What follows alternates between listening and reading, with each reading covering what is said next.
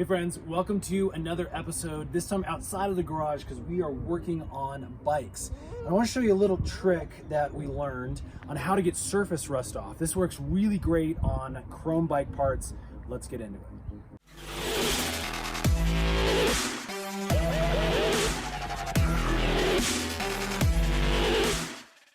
Okay, so here's the trick. You need two things.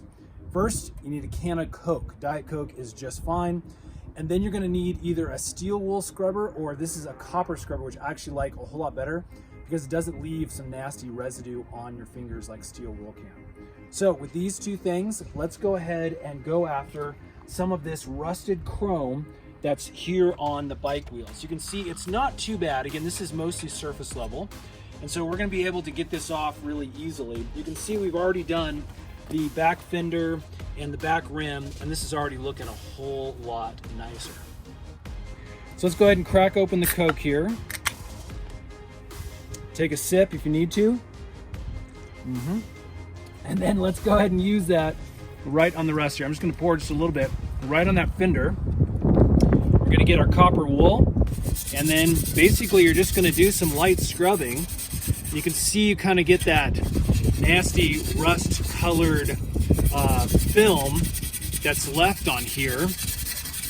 But after just a few seconds of scrubbing, this thing is already looking pretty good. Let's go ahead and wash that off. I'll show you what it looks like.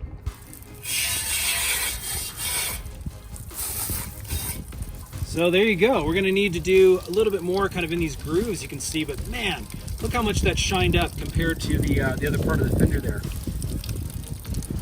Okay, so let's take a look at the finished product. As you can see, the fenders are looking really great.